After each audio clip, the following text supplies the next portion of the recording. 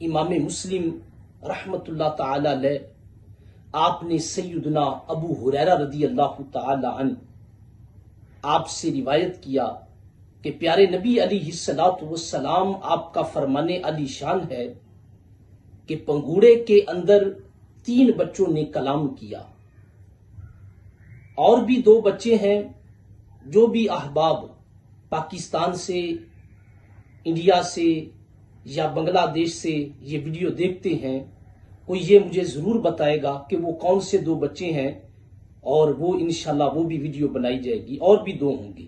3 کا میں آپ کے سامنے ذکر کر دیتا ہوں۔ پیارے نبی علیہ الصلوۃ والسلام نے فرمایا کہ 3 بچوں نے پنگوڑے کے اندر کلام کیا، پالنے کے اندر کلام کیا۔ پہلے کون ہیں؟ حضرت سیدنا عیسیٰ علیہ الصلوۃ والسلام ہیں۔ سب احباب جانتے ہیں کہ آپ نے پالنے کے اندر، پنگوڑے کے اندر کلام کیا۔ دوسرا بچہ جو ہے وہ صہب جریج ہے، اس کے حوالے سے کم لوگ جانتے ہیں۔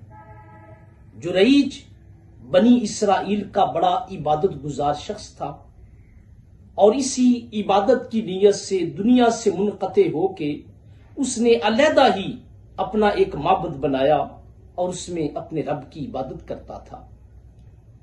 عبادت اتنی زیادہ مشہور تھا عبادت کے اندر کہ اہل علاقہ اس کو بڑی ادب اور محبت کی نگاہ سے دیکھتے تھے کہ اس انسان نے اپنا سارا کچھ اللہ تعالیٰ کے لیے وقف کر دیا ہے۔ اور حضور نبی کریم رؤوف الرحیم صلی اللہ تعالی علیہ وآلہ وسلم فرماتے ہیں، عظمت والدین کیا چیز ہے۔ وہ معبد میں عبادت کرتا تھا، اس کی والدہ محترمہ پیچھے آئیں اور اس نے آواز دی کہ اے میرے بیٹے جریج، میں تیری ماں ہوں، میری بات سنو۔ وہ نماز کی حالت میں تھے۔ دل میں خیال آیا، ایک طرف اللہ تعالیٰ کی نماز ہے، دوسری طرف ماں بلا رہی ہے، اب میں کیا کروں؟ اس نے نماز کو اختیار کیا، نماز پڑھتا رہا۔ والدہ محترمہ پھر اپنے گاؤں واپس چلی جاتی ہیں۔ پھر کچھ دیر کے بعد وقت گزرتا ہے، آتی ہیں کہ بیٹے سے ملاقات کے لیے جاتی ہوں۔ پھر آواز دیتی ہے اور بلاتی ہے کہ اے میرے بیٹے جریج، میں تیری ماں ہوں، میری آواز سنو۔ وہ اوپر معبد کے اندر عبادت کر رہے ہیں۔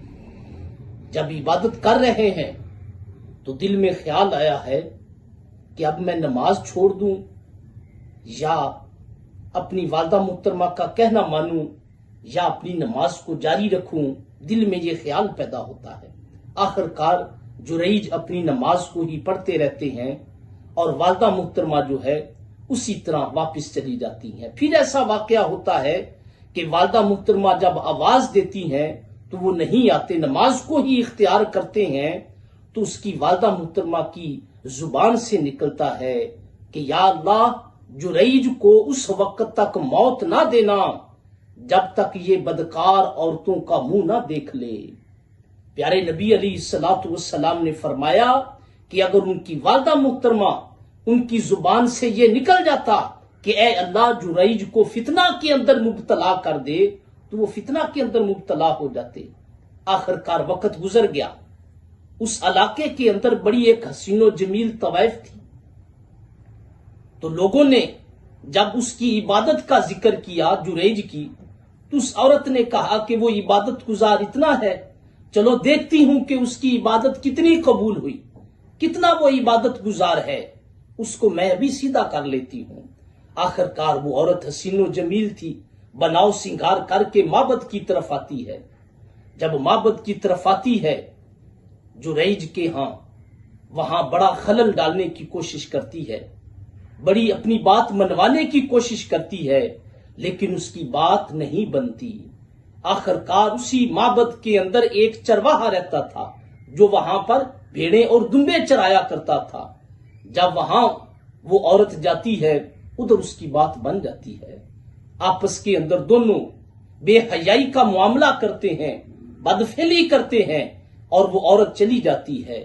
وقت گزرنے کے ساتھ ساتھ وہ عورت حاملہ ہو جاتی ہے، اس کے ہاں بچہ ہو جاتا ہے، اور لوگ کہتے ہیں کہ تیری تو شادی نہیں ہوئی، تیرا یہ بچہ کہاں سے آ گیا ہے؟ اس نے کہا کہ یہ معبد والے کا بیٹا ہے، جو معبد والا ہے، جو وہاں عبادت گزار ہے، یہ معبد والے کا بیٹا ہے۔ آخرکار جب اس نے یہ تہمت لگا دی تو جو جتنے بھی اہل علاقہ کے لوگ تھے وہ پھوڑے اور کلہاڑے لے کر معبد کی طرف آ جاتے ہیں، جنگل کی طرف۔ حدیث مبارکہ میں ہے فَجَاءُوا بِقُؤُوسِهِمْ وَمَصَاحِیہِمْ، تو وہ آئے اپنے کلہاڑے اور پھوڑے لے کر آئے اور انہوں نے معبد کو گرانا شروع کر دیا۔ جب گرانا شروع کر دیا تو آپ یہ آواز سن کر نیچے آتے ہیں اور آپ اس قدر ہجوم دیکھتے ہیں اور پوچھتے ہیں کیا بات ہے، یہ کیا مسئلہ ماجرا ہے؟ وہ کہتے ہیں کہ ہم نہیں بتائیں گے، یہ عورت خود ہی بتائے گی کہ کیا مسئلہ ماجرا ہے۔ جب آپ جاتے ہیں اس عورت کی نظروں کو پڑھتے ہیں، اس کے ہاں جو بچہ اٹھایا ہوا تھا اس کو دیکھتے ہیں، آپ سمجھ جاتے ہیں کہ یہ معاملہ کیا ہے۔ حدیث مبارکہ میں ہے کہ حضرت جریج نے اس بچے کے پیٹ پہ انگلی رکھی اور فرمایا کہ بیٹا بتاؤ تیرا باپ کون ہے؟ آگے اس نے کہا کہ میرا باپ دمبوں کا چرواہا ہے۔ اور جب لوگوں نے یہ سنا کہ اتنا چھوٹا سا بچہ اپنی زبان سے یہ کلام کر رہا ہے اور ابھی دودھ پیتا بچہ چند دنوں کا ہے، تو وہ لوگ جو ہیں جریج کی طرف بڑھے، ہر چیز بھول گئے۔ کوئی آپ کے ہاتھ چوم رہا ہے، کوئی آپ کو مس کر رہا ہے کہ اس سے ہم برکت حاصل کر لیں۔ تو حضرات محترم جب آزمائش کا وقت آتا ہے، ہاتھ چومنے والے وہی ہاتھ ان کے گریبان تک بھی پہنچاتے ہیں۔ تو جب اللہ خلق کائنات نے آپ کو پاک دامن ثابت کر دیا تو آپ کی قوم نے کہا ہم آپ کے لیے یہ معبد جو ہے سارے کا سارا سونے کا بنا دیتے ہیں، چاندی کا بنا دیتے ہیں۔ آپ نے فرمایا نہیں، جو آپ نے گرایا ہے اسی کو اسی طرح مٹی کا بنا دو، اتنا ہی کافی ہے، اور آپ جو ہیں اسی طرح عبادت کے اندر مصروف ہو گئے۔ کتنی پیاری بات ہے۔ اور تیسرا بچہ، پہلا حضرت عیسیٰ علیہ السلام کا ذکر کیا، دوسرا صاحب جریج، اور تیسرا ایک عورت چھوٹے سے بچے کو اٹھائے ہوئے ہے۔ وہ جا رہی ہے اور اس نے دیکھا کہ ایک بڑا خوبصورت نوجوان اس کے اچھے کپڑے پہنے ہوئے ہیں اور اچھی سواری پر سوار ہے۔ ماں تھی دعا کی کہ یا اللہ میرے بیٹے کو اس جیسا بنا دے، اور وہ چھوٹا دودھ پیتا بچہ اس نے ماں کا دودھ چھوڑا اور کہا کہ یا اللہ مجھے ایسا نہ بنانا۔ والدہ محترمہ کے ذہن میں خیال آیا کہ یہ شاید میرے وہم کی بات ہے، کوئی ایسا خیال آ گیا ہے، تو وہ بڑی حیران ہوئی۔ آخر پھر کچھ وقت گزر جاتا ہے اور پھر ایک دن اس کا گزر ہوتا ہے کہ ایک عورت جس کو لوگ مار رہے ہیں، جو عورت ایسی تھی وہ لونڈی تھی، جس طرح غلام ہوتے ہیں اور عورت کو لونڈی کہا جاتا ہے، خادمہ لونڈی تھی، تو اس کو لوگ مار رہے تھے۔ کس وجہ سے مار رہے تھے؟ کس نے بدکاری بھی کی ہے، بدفعلی کی ہے، اور اس نے چوری بھی کی ہے، اور وہ کہہ رہی تھی حسبی اللہ و نعم الوکیل۔